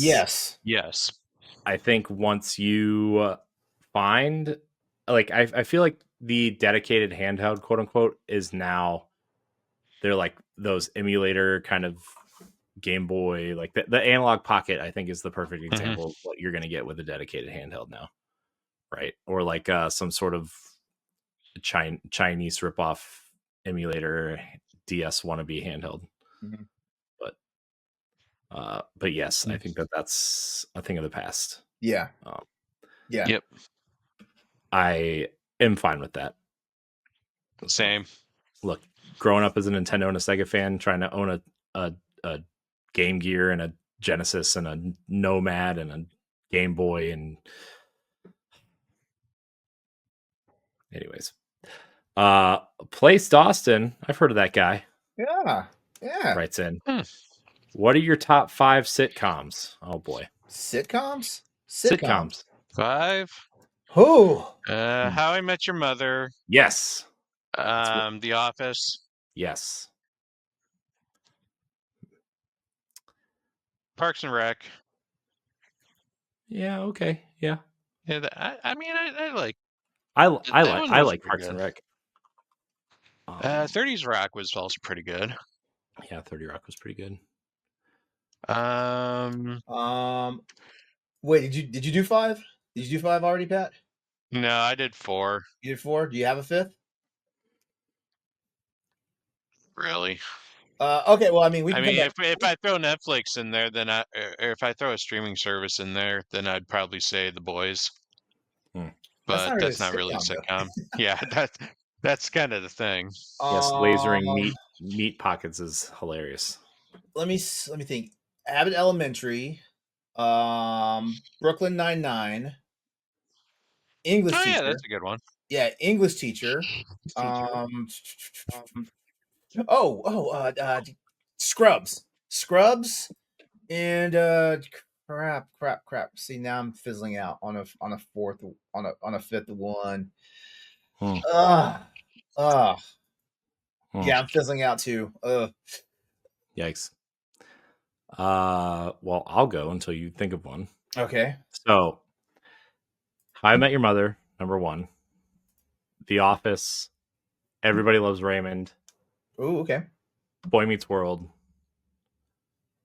And I think I'm fizzling out on a 5th one too. The last one that I mean, that 5 slot is like. I mean, I really liked Brooklyn Nine-Nine. I really liked The Ranch on Netflix. The Ranch is actually really good. You know what? Since you said Boy Meets World, I'm going to see Boy Meets World, and I'm going to raise you Saved by the Bell. That's fair. That's fair. Speaking of fair, we are at time. Was okay, yeah. Oh yeah, wow, that was all the questions for tonight. Cool. I think we did. Yeah, we did it. Mm-hmm. We did it. All right. So yeah. So obviously we didn't follow the format we said we were going to. It's fine. But it's I like this show. I feel re-energized after last week, and I'm glad that we were all here to do this. Stephanie is training for the Nintendo Marathon, the Kyoto Marathon, sponsored by Nintendo, but I'm going to call it the Nintendo Marathon because, let's be honest, that's why she's going. She wants her Nintendo name tag. She wants Mario on her chest. Oh God! On that note, everybody out there, and Luigi. Thank you for watching. Mario and Luigi. She wants the brothers. Oh no. Okay. Before this gets any dirtier. We're done. Before Mario and Luigi start really cleaning out the plumbing. Thank you for watching and listening to this episode of the Boss Rush Podcast. You can find us live every Tuesday night on Twitch, YouTube, and Twitter /X/ whatever you want to call it. You can catch us on Wednesdays on your podcast service of choice. You can support us on Patreon, patreon.com/Boss Rush Network. Subscribe on YouTube. Help us get to that 1K. Almost there. You can help us. Big party once it happens. Check out our website, bossrush.net, for all of our content. Pat, LeRon, thank you for your time tonight. As always, I missed you guys. This was fun. Nick, thanks for joining us. WAC and Beyond. Go check that out. Nick and Brody. Awesome. Love them. Thanks so much for watching and or listening.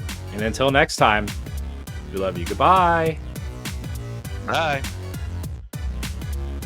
If you want to see how you can become a Patreon producer, head on over to patreon.com/BossRushNetwork. The Patreon producers for this month are Adriel Munger, Austin Campbell, Celeste Roberts, Sana Dirrig, Francisco Santillan, Matthew Keel, and Christian S. Thanks for your continued support of the Boss Rush Network.